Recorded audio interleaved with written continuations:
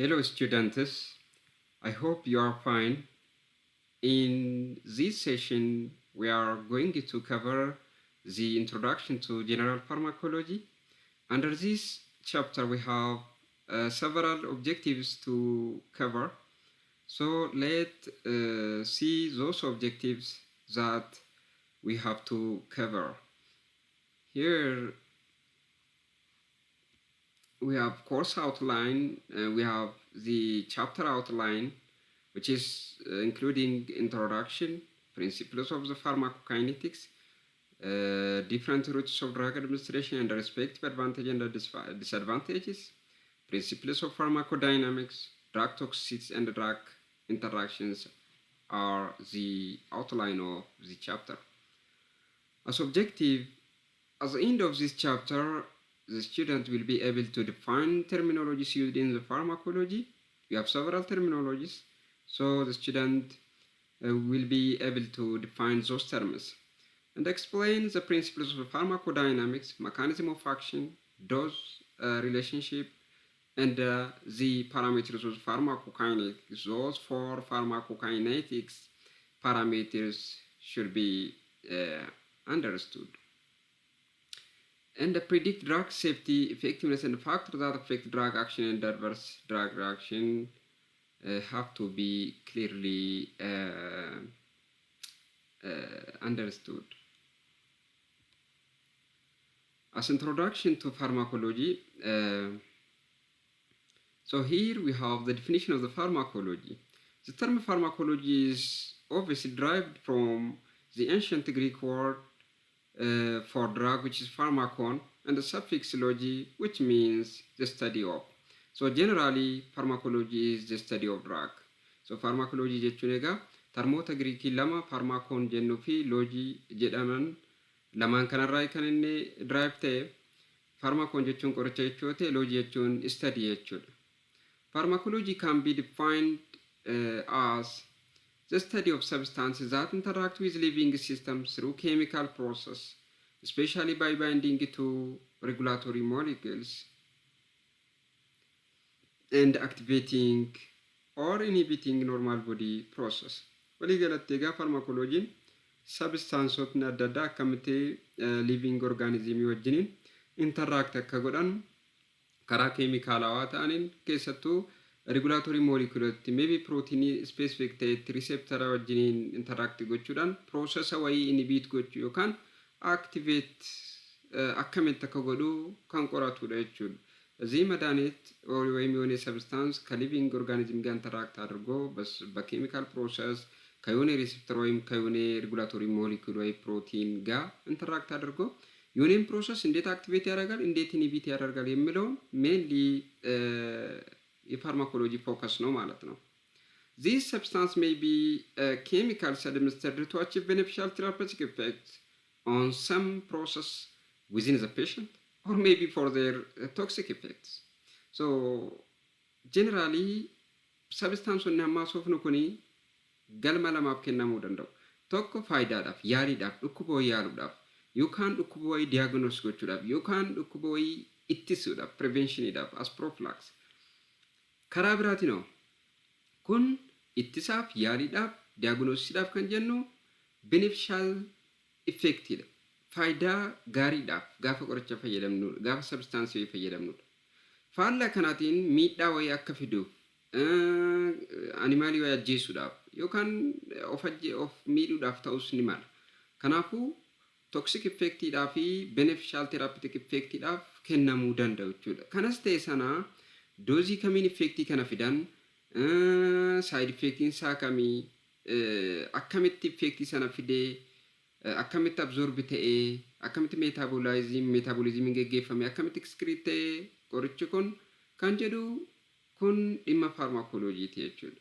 ስለዚህ መድኃኒቱ ለምንም ዓላማ ይሰጥ ለቤኔፊሻል ቴራፒውቲክ ኢፌክት ያልነው ለጥቅም ወይም ለጉዳት የሆነ አኒማል ለመጉዳት ለመግደል ወይም የሆነ ሰው ራሱን ለመጉዳት ሊሆን ይችላል የሚጠቀመው።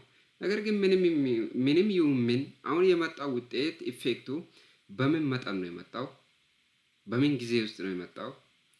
ምን አይነት ሳይድ ኢፌክት ነው ያሳየው? እንደዚሁም እንዴት ነው እነዚያ ኢፌክቶች የመጡት እና የፋርማኮካይኔቲክ ፓራሜትሮቹን ሜታቦሊዝሙን እና ኤክስክሬሽንን ጨምሮ አራቱንም የፋርማኮሎጂ ፎከስ ነው ማለት ነው። ዲፊኒሽን ኦፍ ተርምስ ኢን ፋርማኮሎጂ። ሶ ፋርማኮሎጂ ውስጥ የምንጠቀማቸው ተርሞች እስቲ ዲፊኒሽናቸው አይኔ። ቶክሲኮሎጂ ነው አንዱ። ቶክሲኮሎጂ ከንጀሉ ጋር ብራንች ፋርማኮሎጂ ታዬ ወሊገለቲ ኢፌክቲ ቆርቻን በርባረምነ ከንቆራቱዳ የመድኃኒት አላስፈላጊ የሆኑ ኢፌክቶችን የሚያጠና ነው ቶክሲኮሎጂ፣ የመድኃኒትን ቶክሲሲቲ። ይሄ እንግዲህ አንዱ የፋርማኮሎጂ ብራንች ነው። ድራግስ are chemical substances that used for diagnosis, prevention, and treatment of disease in appropriate doses. So drugs gaafennu egaa konseptii bal'aadha kun hiika WHO kennedha. Diagnosis gaafennu egaa qorichi dhukkuba yaaluudhaaf yookaan ittisuu qofaaf miti. Dhukkuba baruudhaaf yookaan diagnosis keessatti bakka guddaa qaba jechuudha. Qoricha wayii kennine jijjiirama fida yoo ta'e dhukkuba wayiitiif kanaafuu dhukkuba sana adda baasuu dandeenya. በዚህ በሽታን ለማወቅ ዲያግኖስ የምንለው ፕሪቬንሽን ኢትሳፍ በሽታን ለመከላከል እንደዚሁም ትሪትመንት ለህክምና የሚውሉ በተገቢ መጠን ማለት ነው የሚውሉ ኬሚካል ሰብስታንሶች ድራግ ይባላሉ። ሶ ይሄ የደብሊውኤችኦ ዲፊኒሽን ነው። አጌን ከዚህ ጋር ተያያዥነት ያለው ቃል ሜዲሲን የምንለው ነው። ሶ ሜዲሲን ስንል እንግዲህ ሜንሊ ምንድነው ከድራግ ጋር ሜዲሲን ሲባል ከድራግ ጋር ተያያዥነት አለው፣ ነገር ግን ይለያያሉ። መታወቅ ያለበት ሜዲሲን ስንል ኦንሊ ፎር ክሊኒካል ፐርፐዝ የምንጠቀማቸው ናቸው። ክሊኒካል ፐርፐዝስ ክሊኒካል ፐርፐዝ ቆፋ ፋይዳራ ኦሪዮቴ ሜዲሲን ይጀናል። ድራግ ከንጀን ኩኔጋ ጫቲን፣ አልኮሊን፣ አራን ያደዳ ቱባኮን፣ ሲጋሬት ከንጀኑ ድራግ ይደቹ ሶ ድራግ ጋፈኑ ጋ ወሬን አራዳ ቀብሲሳ ወሬን ፋይዳ ቀበንስ ወሬን ፋይዳ ያሊዳ ፈየረምንስ ወሬ ያሊዳ እንፈየረምንስ ኦፍ ኬሰት ከናመቱ ሜዲሲን ጋፈኑ ገሩ ወሬን ያሊዳ ኢማ ክሊኒካሊ ቆፋፍ ፋይዳ ረውልቺኑ ቆፋ ይችላል ኩበ በሩዳፍ ዱኩበ ትሱዳፍ ዱኩበ ያሉዳፍ ወሬን ፋይዳ ረውለን ሜዲሲን ጀኔ ዋሙ ደንደኛ ይችላል ገራገሩ ማንሳኒ ከናን አላ ከናፉ ማልጀቹ ደንደኛ ከሰመሪቲ. So medicine, all medicine are what? Drugs. But all drugs are not medicine. So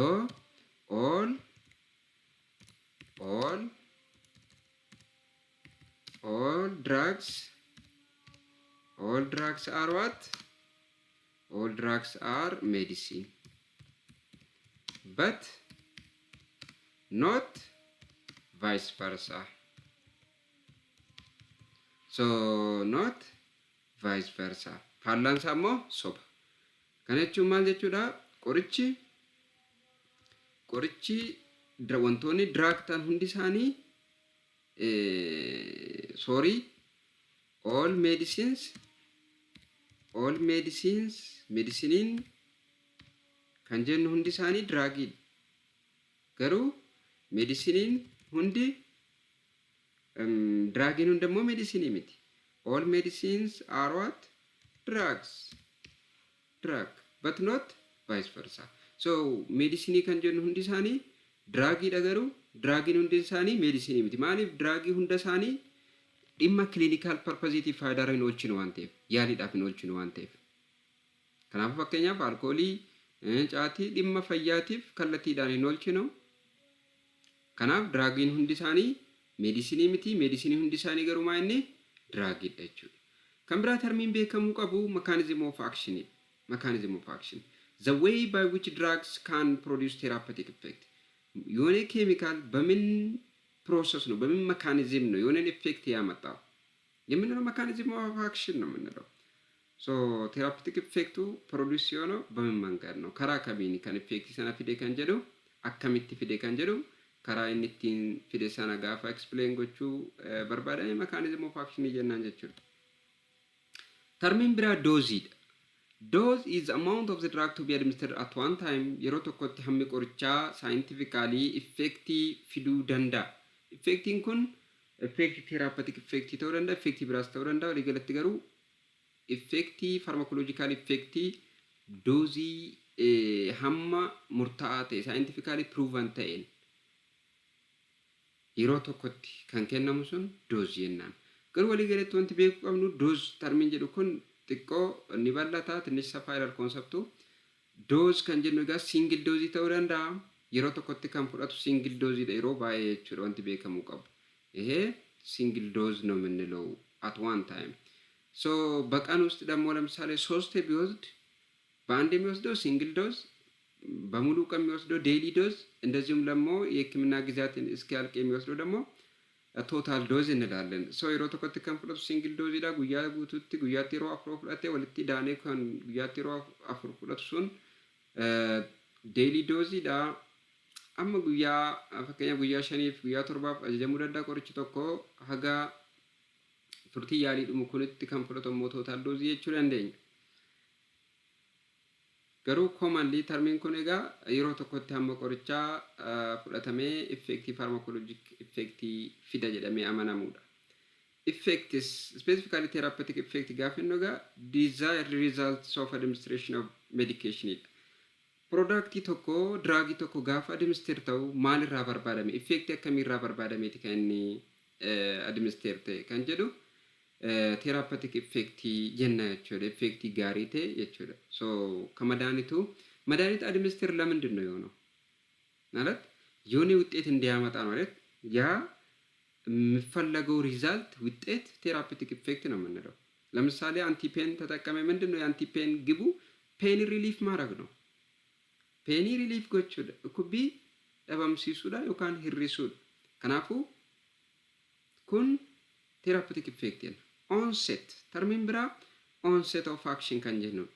It is the time takes for the drug to elicit therapeutic response. Qorichi egaa effectii barbaadamu kennuudhaaf yeroo itti fudhata. Yeroon qorichi effectii barbaadamu kana fiduudhaaf itti fudhatu therapeutic effectii fiduudhaaf itti fudhatu maal jedhama? Onset of action jennaan jechuudha. Onset of action jedhamuudhaan beekama jechuudha. Onset of action መድኃኒቱ የሚፈለገውን ኢፌክት ለማምጣት የሚወስድበት ጊዜ onset of action ይባላል። ሌላው duration ነው።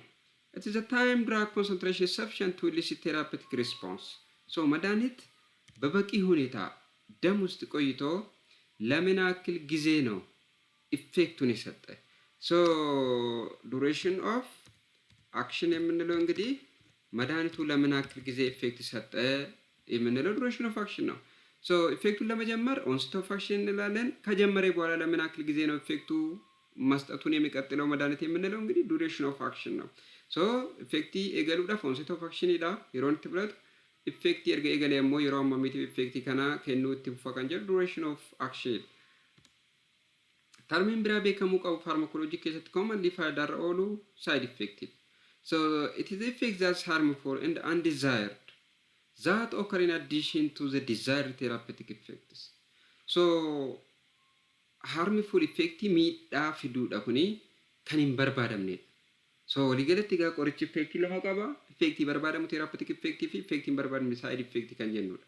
ለዚህ የሚፈለገው ኢፌክት ቴራፒውቲክ ኢፌክት ነው ከመድኃኒት የማይፈለገው ደግሞ ሳይድ ኢፌክት ነው undesired ነው።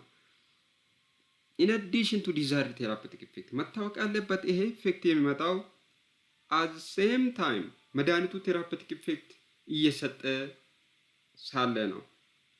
ለዚህ የሮዱማ ቴራፒውቲክ ኢፌክት ከነሰና ሳይድ ኢፌክት ከነችለ ቆርጪ ዶዚ ኦላናዳን ዮካን ዶዚ ገዳናዳን ሰበብ ከነመፍ ሳይድ ኢፌክቲን ከነፉ ሳይድ ኢፌክቲን commonly ዶዚ ዱ መስሪቴን ፈከኛ 50 mg ዳይክሎፌናክ ሶዲየሚን ዮካን ፖታሺየሚ አንቲፔን ኢፌክቲ ራበርባኔ ጋር ፈየደምኑ 50 mg sun therapeutic effective therapeutic effective pain relief dhukkubi risu kan dhabamsiisuudha. Yeroo dhuma sana garaacha keenya miidhuu danda'a. At the same time jechuudha doozii dhuma sirrii sanaan optimum doziidhaan jechuudha. በኦፕቲመም ዶዝ በትክክለኛው ዶዝ መድኃኒቱ ሲሰጥ የሚፈለገውን ኢፌክትንም የማይፈለገውንም በዛው ዶዝ በትክክለኛ ዶዝ ያመጣል። ሶ ዶዙ ስለተሳሳተ ከፍ ስላለ አይደለም ሳይድ ኢፌክት የሚፈጠረው።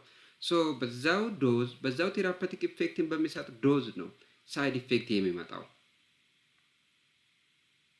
ሶ ዶዝ ከፍ ተደርጎ ተሰጥቶ የሆነ መጥፎ ኢፌክት ከመጣ ያ ቶክሲሲቲ ነው የሚባለው። ቶክሲሲቲ ደማችሁ ዶዚ ሁምና ኦሊዮቴ ገሩ ሳይድ ኢፌክትን ክሊርሊ ዶዚ ደመስ ቴራፓቲክ ኢፌክት ፊዶኒ ቆርጭ kan ሳይድ ኢፌክት ፊዱ indication ida termin bra the reason for administering a medication or performing treatment. So reason for administering a medication or performing treatment is indication. Faida qorichachun use qoricha tokko maaliif fayyadam sababni qoricha sana akka fayyadamnu nu godhe sun indication jedhama bakka. Qorichi tokko fakkeenyaaf indication isaa pneumonia ta'uu danda'a. Indication isaa analgesic effect ta'uu danda'a. Anti-pain ta'uu danda'a. Anti-pain yookaan pain relief. Akkasumas typhoid ta'uu danda'a. Typhus ta'uu danda'a. So keeziiwwan adda addaa ta'uu danda'a jechuudha. Sababni qoricha faayidaarra oolchineef sun indication jenna jechuudha. ለምንድን ነው መድኃኒቱ ጥቅም ላይ የዋለው? ምንድን ነው የመድኃኒቱ ጥቅም? ለምን አይነት በሽታ ነው የሚውለው? እነዛ የበሽታዎች ስም የመድኃኒቱ ኢንዲኬሽን ነው ማለት ነው። ኮንትራኢንዲኬሽን ኮንትራኢንዲኬሽን የኢንዲኬሽን ተቃራኒ ነው። ማንኛውም መድኃኒቱን እንዳንጠቀም የሚከለክለን ሁኔታ፣ በሽታ ወይም ሌላ መድኃኒት ወይም ሌላ ሁኔታ ወይም ምግብ just contraindication ነው። So factor that prevents the use of medication or treatment is contraindication. sababni kamiyyu qorichicha akka faayidaareen oolchine nu dhoowwu just allergy ta'uu danda'a, dhukkuba ta'uu danda'a, maybe sababa ulfaa sababa hoosisuu ta'uu danda'a. sababni qoricha akka faayidaareen oolchine nu dhoowwu kamiyyuu contraindication jennaan. Here we have subdivisions of pharmacology. Pharmacology mainly subdivision ለማፍ ጀላቀፍ ሁለት ትላልቅ subdivision አለው pharmacology. Pharmacokinetics and dynamics. So pharmacokinetics and pharmacodynamics. Pharmacokinetics kan jennu it is a Greek word kinesis meaning movement. ሶች የቹል እንቅስቃሴ ማለት ነው kinesis ማለት። ለዚህ መድኃኒት አንድ ወደ አካል ከገባ በኋላ ምን አይነት ፕሮሰስ ውስጥ ነው የሚያልፈው፣ ምን አይነት እንቅስቃሴ ውስጥ ነው የሚያልፈው የሚለውን የሚያጠና ነው። It deals with the time course of drug absorption, distribution, metabolism and excretion, or simply ADME shortly. So gababsine ADME kan jennu jechuudha. Drug absorption qorichi tokko akkamitti xuuxama, iddoo itti administeer ta'e gara ujummoo dhiigaatti galuun absorption jenna. Akkamitti xuuxama, akkamitti distribute ta'e ujummoo dhiigaatti galee tishuu keessa seenaa, tishuu keessa sana keessaa ba'ee kan biraa keessa seenaa, qaama keessa sochii inni godhu kun distribution jennaani. Metabolism inni geggeeffama san booda excretion akka parameetira arfaffaatti qabna. walii galatti waa'ee kanaa kan qoratu ፋርማኮካይኔቲክ ይላል። እነዚህን አራቱን የፋርማኮካይኔቲክ ፓራሜትሮች አብዞርፕሽን መድኃኒት አድሚኒስትሬት ከሆነበት ወደ ደም ቱቦ የሚገባበት ፕሮሰስ አብዞርፕሽን እንላለን። እንደዚሁም ዲስትሪቢዩሽን ወደ ደም ቱቦ ከገባ በኋላ የሚያልፍበት ፕሮሰስ ከዮኔ ሴል ወደ ሌላ ከዮኔ ቲሹ ወደ ሌላ ይሄ እንቅስቃሴ ዲስትሪቢዩሽን የምንለው። ሜታቦሊዝም በስፔሲፊክ ኤንዛይም ሜታቦሊዝም ያካሄዳል። ከአካልም ይወጣል ኤክስክሪሽን የምንለው በተለያየ ፕሮሰስ። ይሄንን አራቱን የሚያጠና ፋርማኮካይኔቲክ ነው የምንለው። አሳጥረን what the body does to the drug. It study what the body does to the drug. ይሄ ሲምፕሊ ፋርማኮካይኔቲክስ አካላችን በመድኃኒቱ ላይ የሚያከናውነውን የሚያጠና ነው። ቃምኒ ከንኬኛ ጎች ቃምኒ ከንኬኛ ቆርቸረት ይገገሱች ከንቆራቱ ፋርማኮካይኔቲክ። ሌላ ሰብዲቪዥን ፋርማኮዳይናሚክስ ነው። ሰብዲቪዥን ፋርማኮሎጂ እንጉዳን ለመፋን ፋርማኮዳይናሚክስ። So dynamics means force ማለት ነው። It is the physiological and biochemical effects of drugs, mechanism of action, and the relationship of the plasma concentration of the drug and its response, and the duration of action mainly are the concern of the pharmacodynamics. Pharmacodynamics in concerning is a effective physiological thing. Physiological ጋር ፈከኛ ቆርጭ ቶክ heart rate ደበሉ ደንዳ ገዲቡ ሱዳንዳ blood pressure ኦል ካሱ ደንዳ ገዲቡ ሱዳንዳ። So እነዚህ ፊዚዮሎጂካል ኢፌክት የምንለው እንደዚህም ባዮኬሚካል ኢፌክት የሆነ ኬሚካሎችን ማኒፑሌት ማድረግ የኛ አካል ውስጥ ያሉትን ኬሚካሎች ባዮኬሚካሎችን መቀያየር፣ መጨመር፣ መቀነስ። በመካኒዝም ደግሞ እነዚህን ፊዚዮሎጂካል እና ባዮኬሚካል ኢፌክት መድኃኒቱ ያመጣው እና ደም ውስጥ ያለው የመድኃኒቱ መጠንና የመድኃኒቱ ኢፌክት ምን አይነት ግንኙነት አለው የሚለውና እንደዚሁ መድኃኒቱ ለምን ያክል ጊዜ ነው የሚሰራው የሚለውን የሚያጠና ፋርማኮዳይናሚክስ ነው። ሶ ኢፌክቲቭ ፊዚዮሎጂካል yookaan ባዮኬሚካል jedhaman makaanizimii akkamiitiin effektii kana lamaan fida qorichi fi hariiroo hammi qorichaa dhiiga keessa jiru plasma concentration kan jennuu fi effektii isaa akkasumas effektiin kun egaa yeroo ammamiitiif duration of action kan jennu yeroo ammamiitiif itti fufa kan jedhu kan qoratu dynamics dha yookaan pharmacodynamics dha jechuudha. Simply it is what the drug does to the body. Maali effektiin qorichi qaamarratti geggeessu kan jedhu kan qoratu pharmacodynamics dha. መድኃኒት በአካላችን ላይ የሚያመጣውን ተጽዕኖ የሚያጠና ነው ፋርማኮዳይናሚክስ። ሌላ ተያያዥነት ያላቸው ከፋርማኮሎጂ ጋር ተያያዥነት ጥብቅ ቁርኝነት ያላቸው ተርሞች አሉን። ፋርማኮቴራፒውቲክስ የሚል ጄነራሊ ቴራፒያ ማለት ሜዲካል ትሪትመንት ማለት ነው። ሶ ይሄ የፋርማኮካይኔቲክ እና የፋርማኮዳይናሚክስን እውቀት ተጠቅመን ሕክምና ስናካሄድ የሆነ መድኃኒትን በመጠቀም ፋርማኮቴራፒውቲክስ እንላለን። beekumsa faarmaakookaayneetikii fi faarmaakoodaayinaamiksii fayyadamuudhaan yaalii geggeessuun qoricha ispeesifik ta'e fayyadamnee faarmaakooteerapiwutiksii jenna. Faarmaakoojeneetiks kan jennu yookaan faarmaakoojenomiks yookaan faarmaakoojenetiks. It deals with genetically mediated variation in drug response. Effektiin qorichi tokko sanyii dhala namaa tokko gara tokkootti qabu garaagara. Specifically nama saalaan effektiin qorichaa saalaan individual faaktarotaan akkasumas genetiksiidhaan gargar ta'uu danda'a. Kanaaf egaa effektiin bilaakii keessatti yookaan afrikaanota keessatti yookaan eeshiyaanota keessatti afrikaanota keessaas sanyii muraasa keessatti effektii wayii fida yookaan saayid effektii wayii fida qorichi kan biraa keessatti fiduu dhiisuu danda'a yookaan doozii adda addaatiin jechuudha. Kanaafuu garaagarummaan kun maaliif dhufee akkamitti garaagarummaa kanaa bu'uura godhachuudha yaaliin geggeeffama kan jedhu ፋርማኮጄኔቲክስidha jechuudha kan qoratu. ለዚህ የሰው ዘር ላይ መድኃኒቶች ኢፌክት መለያየቱ ከጄኔቲክስ ጋር ተያይዞ ማለት ነው። ለዚህ የሆነ ስፔሲፊክ ኢንዛይም አክቲቪቲ ይለያያል ከሰው ወደ ሰው። እንደዚሁም ደግሞ እንግዲህ በዚህ ምክንያት መድኃኒቶች ከሰው ወደ ሰው ከጄኔቲክ ወደ ጄኔቲክ ከሰው ዘር መካከል እንግዲህ የመድኃኒት ኢፌክቶች ወጥ አንድ አይደለም።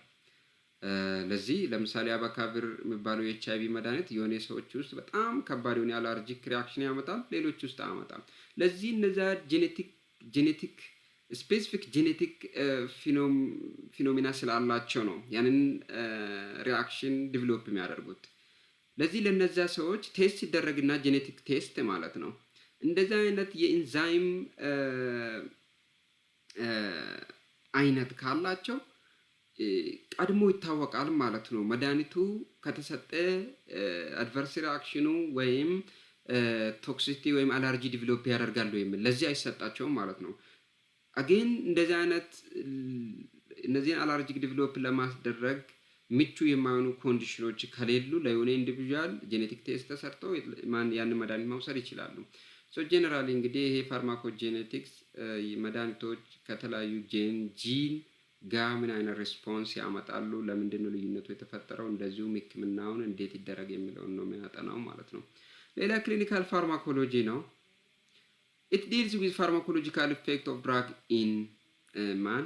በሰው ልጅ ውስጥ ፋርማኮሎጂ የመድኃኒቶች ፋርማኮሎጂካል ኢፌክት እንዴት ነው የሚለውን የሚያጠና ነው ማለት ነው ክሊኒካል ፋርማኮሎጂ የምንለው። gives useful data about potency በምን ያክል መጠን ነው መድኃኒቱ የሚሰራ፣ ዩዝፉልነስ፣ ኢፌክቱን፣ ዶዝ፣ ቶክሲሲቲ of new drugs for their safe in the clinical use. so ገና መድኃኒቱ ሲሰራ አዲስ መድኃኒቶች እንግዲህ ይሄ የክሊኒካል ፋርማኮሎጂ ኮንሰርን ነው ማለት ነው። የመድኃኒቱን ሳይድ ኢፌክቱን፣ ቶክሲሲቲ በምን ያክል መጠን ነው ቶክሲሲቲ የሚያመጣው፣ በምን ያክል መጠን ነው ማከም የሚችለው በሽታውም እና የመሳሰሉትን ኢፌክቶች የሚያጠና ነው ክሊኒካል ፋርማኮሎጂ።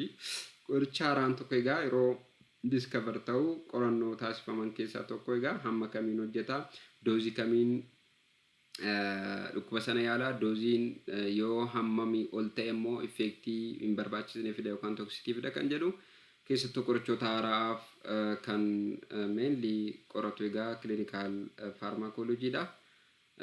Toppikiin keenya kan biraa egaa history of pharmacology-dha. So walii galatti egaa seenaan pharmacology-dha. Jaarraa 16ffaa naannoo jaarraa 16ffaa irraa ragaaleen keessattuu Egypt listii produktota animaalirraa yookaan pilaantirraa hojjetamanii qabu. Akkasumas chaayinaanis maateriyaa meedikaa yookaan great herbal kan jedhu keessatti traditional medicine baay'ee qabu. Walii galatti egaa akkasumas biyyi Indiis before Christ dhaloota Kiristoosiin dura egaa waggoota 2500 dura traditional medicine mataa isaanii akka qaban seenaan ni haasa. Walii galatti bu'uurri ፋርማኮሎጂdha egaa traditional medicinedha። የፋርማኮሎጂ መሰረት እንግዲህ traditional medicine ባህላዊ ሕክምና ነው። ከፕላንት ወይ ከአኒማል ዲስከቨር የተደረጉ ወይም በባህላዊ ጥቅም ላይ ሲውሉ የነበሩት ፋርማኮሎጂካል ኢፌክታቸው በላቦራቶሪ ደረጃ ተጠንቶ ሞደርናይዝ የተደረገ እንደመጣ የሚታወቅ ነው። እንግዲህ ወደ 19ኛ ክፍለ ዘመን እንግዲህ በፋርማኮሎጂስቶች እና ከሞርፊን ዲስከቨር ተደረገ። ከኦፒየም ፖፒ እንደዚሁም አንቲ ማላሪያል ድራጎች ከእነ ኪኒን ከሲንኮና ትሪ ዲስከቨር ተደረገ። እንግዲህ የተለያየ ሳይንቲፊክ አድቫንስመንት የተካሄዱ መጡ። ፎየን ደዳ ሀረ ቴክኖሎጂን ጉደታ ዱፉን ቆርቾን አከ ሞርፊኒዳ አከ አንቲ ማላሪያ ድራጊ ጃሮተዋን ኩደ ሰገሪራ ካሴ ሆጀተማ ዱፋኒ kunis egaa qorichoonni adda addaa naannoo jaarraa 19ffaa walakkeessaa booda qorichoonni akka farra kaansariidha, maayikiroobiyaal infekshiniidhaaf antimaayikiroobiyaal adda addaa qorichoonni diyaabeetii, haayiparteenshinii, dipireeshiniidha, eedisiidha hojjetamaa dhufuun fi guddinni teekinooloojiidha saffisaan adeemuun egaa qorichoonni baay'een akka diskaver ta'uu wajjiniin babal'inni faarmaakolojiis modernized ta'eera jechuudha. Kan biraa sources of drugsdha. Qorichi maalirraa hojjetamuu danda'a kan jedhudha. Qorichi pilaantirraa biqilootarraa ከፕላንት ከእጽዋት ከአኒማል ወይም ደግሞ ማይክሮባዮሎጂካል ከማይክሮ ኦርጋኒዝሞች ከሚኔራል ሊሰራ ይችላል። እንደዚሁም ሴንቴቲካሊ በላብ ደረጃ ኦር ሴሚ ሴንቴቲክ ተደርጎ ወይም በባዮ ሴንቴቲክ ሶርስ ወይም ጄኔቲካሊ ኢንጂነርድ ድራግስ የምንላቸው ሶርስ አለው መድኃኒት። ይህንን በቀጣይ የምናየው ነው የሚሆነው። ከሶርስ ኦፍ ድራግስ የሚለው ጀምረን ጥያቄ ካላችሁ ኮሜንት ላይ አስቀምጡልኝ። እስከዛ መልካም ጊዜ